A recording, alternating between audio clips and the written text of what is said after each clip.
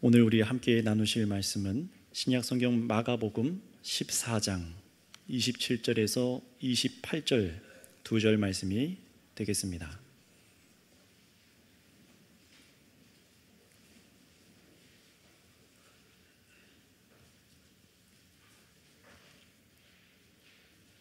신약성경 마가복음 14장 27절, 28절 딱 두 절이기 때문에 우리 모두 다 찾으셔서 함께 읽도록 하겠습니다.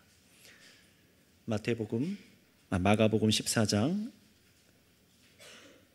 27절, 28절 말씀입니다.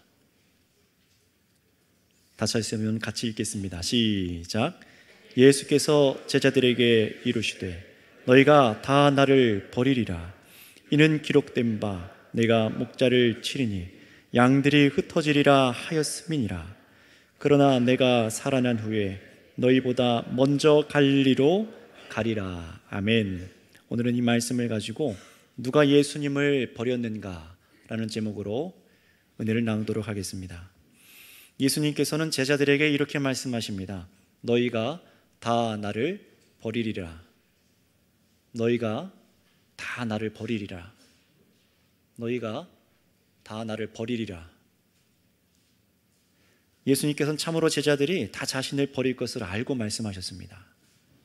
예수님의 말씀을 듣고 나서 이제 12명의 제자들, 그리고 그 중에 가장 앞장서서 예수님을 따랐던 수제자 베드로가 이렇게 대답합니다. 29절입니다. 베드로가 여짜오되 다 버릴지라도 나는 그리하지 않겠나이다. 다른 제자들은 다 예수님을 버려도 저는 그렇게 하지 않을 것을 주님 아시지요? 라고 이렇게 자신하면서 지금 말을 하는 것입니다. 그러나 어떻습니까? 31절에 베드로가 힘있게 말하되 내가 주와 함께 죽을지언정 주를 부인하지 않겠나이다 하고 모든 제자도 이와 같이 말하니라. 이 고백이 무참하게 깨어져 버리고 말지요. 우리 14장 50절 말씀을 다 같이 찾아서 한번 읽어볼까요? 조금만 내려오셔서 14장 50절입니다. 14장 50절 말씀 함께 읽겠습니다. 시작. 제자들이 다 예수를 버리고 도망하니라. 아멘. 주님을 버리지 않겠다고 했던 그 맹세가 너무나 무색하게, 그것도 얼마 지나지 않았어요. 베드로를 포함한 제자들이 모두가 예수님을 버리고 도망가 버린 거예요. 예수님께서 버림당하신 겁니다.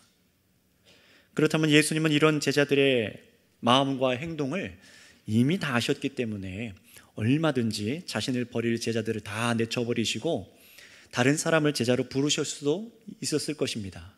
정말로 그렇죠. 너는 아무리 봐도 나를 버릴 제자들 같아. 그러니까 너네는 안 되겠다. 너네는 가고 내가 이제 새로운 제자를 뽑겠다. 충분히 그러실 수 있는 분이셨습니다. 그러나 예수님께서는 그렇게 하지 않으셨죠. 우리 28절, 본문의 28절 말씀을 다시 한번 읽어볼까요? 시작. 그러나 내가 살아난 후에 너희보다 먼저 갈릴리로 가니라. 아멘. 예수님께서 다시 살아나신다는 이 말씀을 제자들이 처음 들을 때, 물론 3번이나 들었지만 제자들이 아직 이 말씀을 이해하지 못하는 때였습니다. 예수님이 죽는다는 사실도 더더욱 받아들이기 어려웠고 이해하지 못했고, 더더욱 부활하신다는 사실은요 들어도 도무지 이해하지 못할 일들이었기 때문에 그렇습니다. 그러므로 예수님께서는 자신이 죽으신 후에 하나님 아버지께서 다시 자신을 이 성경의 구약의 약속대로 다시 살리실 것을 우리 주님은 알고 계셨고, 또 자신이 죽고 부활하신 이후에 무슨 일을 해야 되는지도 우리 주님께서는 알고 계셨습니다. 그 일은 무엇이냐? 바로 자신을 배신한 제자들을 벌하시거나 세상에 대한 복수를 하시는 것이 아니었습니다. 오늘 본문 분명히 말씀합니다. 내가 살아난 후에 너희보다 먼저 갈릴리로 가리라. 이 말씀을 하신 이유가 무엇일까요? 그것은 주님께서는 제자들을 버리지 않겠다라는 말씀이십니다. 너희가 나를 버렸지만 나는 너희를 버리지 않겠다라는 말씀이세요. 배신을 당할 것을 아심에도 제자들을 향한 사랑을 끊지 않겠다라고 지금 미리 버림당하기도 전에 말씀을 하시는 겁니다. 그리고 정말로 성경의 약속대로 신약 성경 마태, 마가, 누가, 요한복음 모두가 복음서 끝에 기록을 해두고 있는 것처럼 예수님께서 다시 살아나신 후에 갈릴리에 가서 제자들을 만나 주셨습니다. 예수님을 믿지 못하고 도망가 버렸어요. 저주까지 하면서 예수님을 부인했던 그 베드로까지, 예수님께서는 그들의 연약하고 믿음 없고 부족함에도 제자들을 그 심령과 그 육체와 이 모든 것을 어루만져 주십니다. 그들의 믿음을 도리어 굳세게 해주시고, 그리고 초대교회의 사도들로서 예수님의 부활의 복음을 증거하도록 위대한 사명까지 주셨습니다. 자신을 버린 제자들이었어요. 하지만 예수님께서는 그들을 사랑하시되 끝까지 사랑하시고 갈릴리로 먼저 가셔서 제자들의 회복을 허락하여 주신 줄을 믿습니다. 놀라운 은혜가 베풀어진 거예요. 이 목숨의 위기가 오자 내가 했던 그 고백이 얼마나 쉽게 사라지는지, 내가 주님 사랑합니다, 주를 위해 섬기겠습니다, 예수님 나의 주인이십니다, 영원히 경배하겠습니다, 그렇게 고백하고 노래하던 자들이 얼마 되지도 않아 내가 피 흘릴까 봐, 나도 잡혀서 채찍에 맞을까 봐, 나의 삶의 인생에 문제가 생길까 봐 예수님을 저주하고 버렸습니다. 그럼에도 불구하고 주님은 부활하신 이후에 그들을 책망하시는 것이 아니라 그들에게 오셔서 그들을 회복하여 주신 줄을 믿습니다. 은혜지요.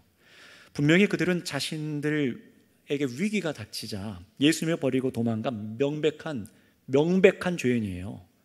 악한 죄인 아닙니까? 자신의 주유라고, 자신의 선생이라고 자신들을 불러주신 하나님의 은혜를 입었음에도 불구하고 주님을 버린 거예요.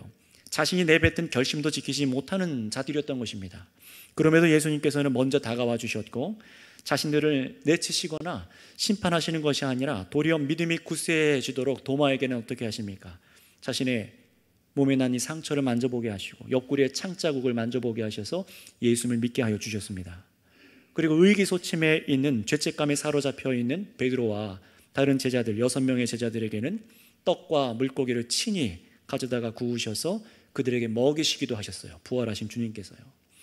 그들 안에 내면에 사로잡혀 있는 영적인 상처를 주님께서 치유하여 주신 것입니다. 그 일은 제자들에게는 너무나 뜻밖의 선물이었어요. 기대하지 못했던 선물인 겁니다.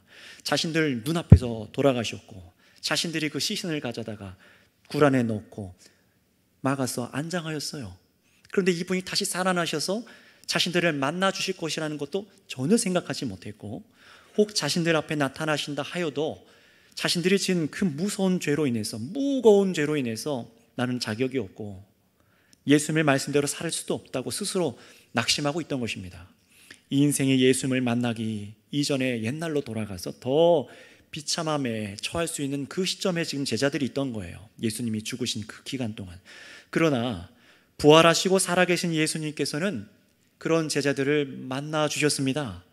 만질 수 없는 영으로 나타나신 것이 아니라 만질 수 있는 몸으로, 따뜻한 온기가 있는 그 몸으로, 자신이 알던 그 예수님의 몸으로, 죄인들의 죄를 대속하신, 심판받으시느라 십자가 위에 피 흘리신 그 상처를 그대로 가지고 계신 그 몸으로 나타나신, 우리들의 죄의 용서를 다 이루신 주님을 만나는 것입니다. 이후에 그래서 이 제자들이 어떻게 되었다고 성경은 기록합니까? 예수님을 버리고 다 도망간 그들이 예수님께서 자신들을 다시 만나 주셨을 때 이제는 이전과 다르게 회복되어서 새 삶을 살아가게 된 줄 믿습니다. 오히려 더욱더 전보다 믿음이 굳건해졌어요. 의심의 먹구름이 그들 가운데 거치게 되었습니다. 참으로 이분이 진정 하나님의 아들이시구나라는 것을 확고함으로 믿고, 그리고 나서 온 땅에 나아가 예수님이 주와 구원자십니다, 그리스도이십니다 라고 증언하고 사명을 감당하게 되었습니다. 여러분, 주님 안에서 주님의 제자로 삶이 회복된 줄 믿습니다.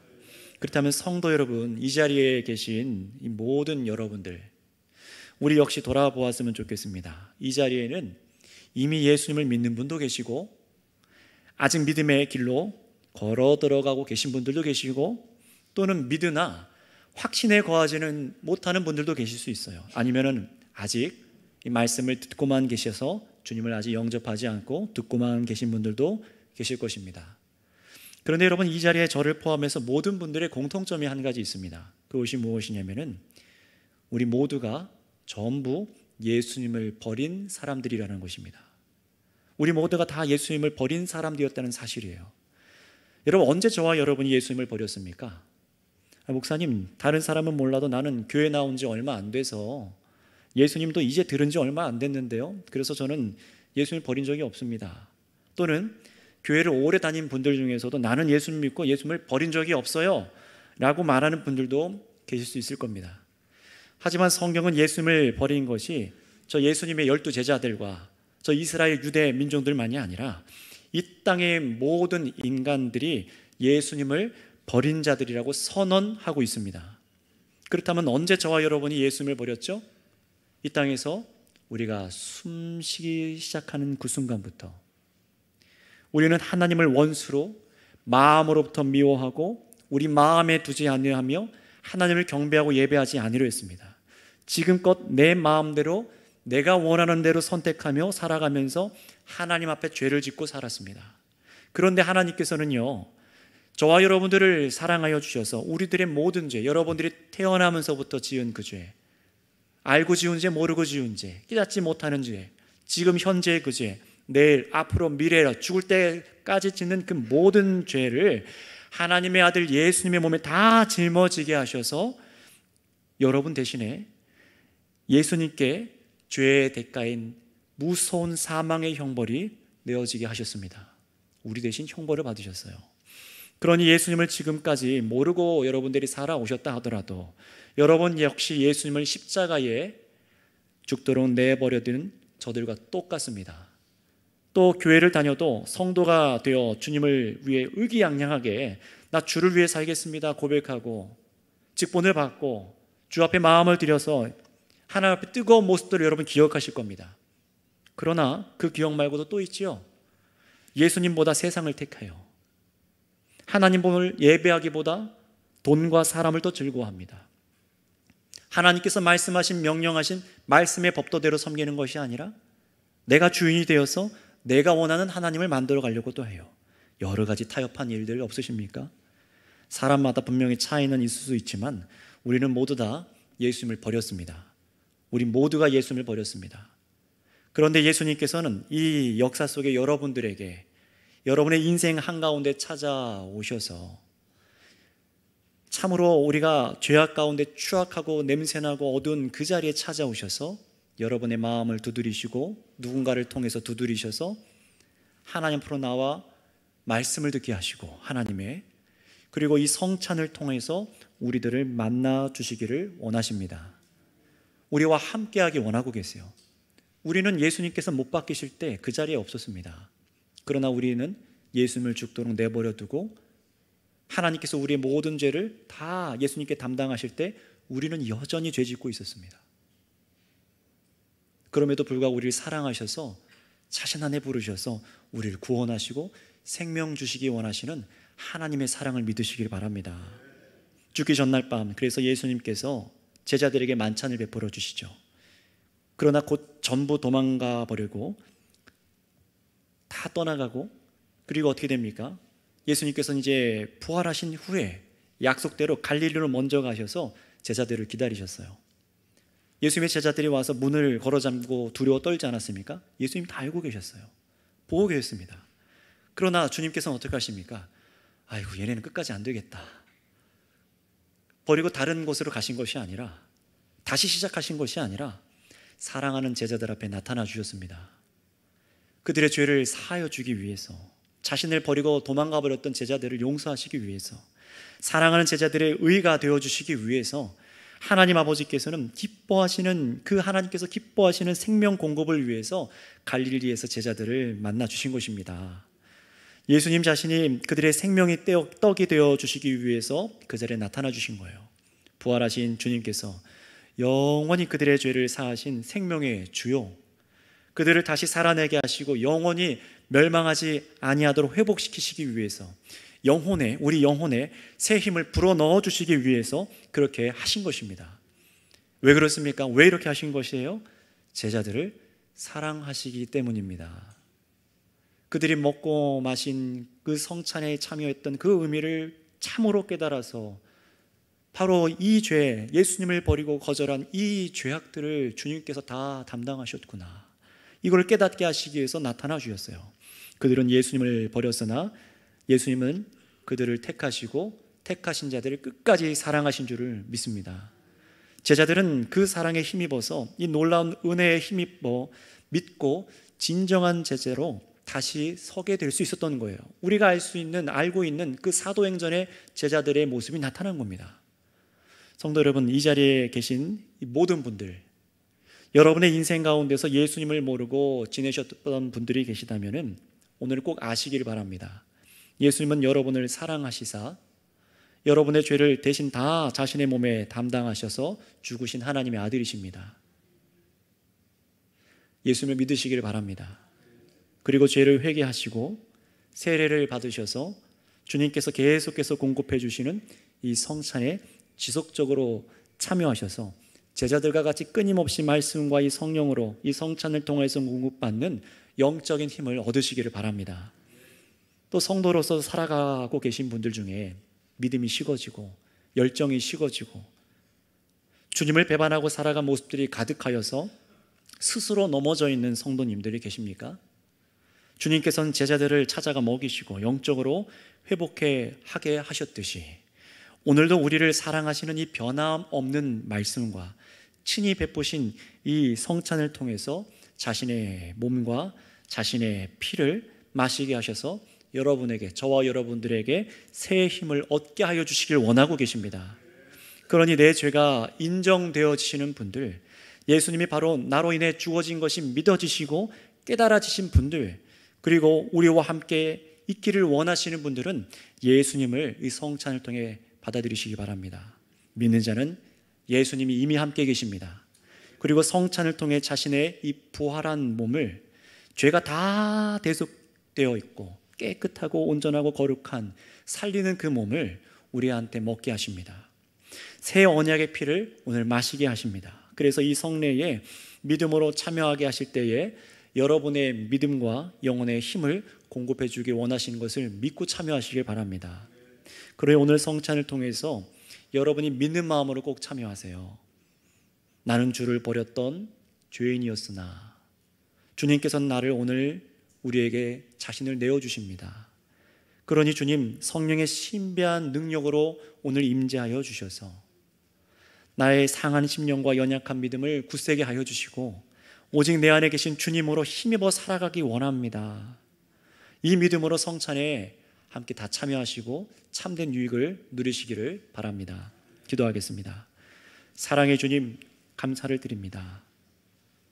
하늘에 계신 주님께서 오늘 우리에게 자신을 주시기 위하여 어떤 제약도 받지 아니하시는 성령의 능력으로 인하여 하나님 우리에게 예수님의 몸과 피를 마시게 하시며 그 신비한 연합 가운데 함께 하시기 원하시오니 우리가 주님을 버리고 죄 짓고 범죄하여 살아갈 때에도 다시금 우리들을 세우고 영적인 힘을 공급하시기 위하여 이 모든 것을 허락하신 주님 믿음으로 이 성찬에 참여하는 자들마다 주와 함께 하나 되게 하여 주시고 우리가 주 안에 한 몸 되게 하여 주시옵소서. 우리를 끝까지 사랑하시고 자신을 다 내어주신 우리 구주 예수님의 이름으로 기도드렸습니다. 아멘.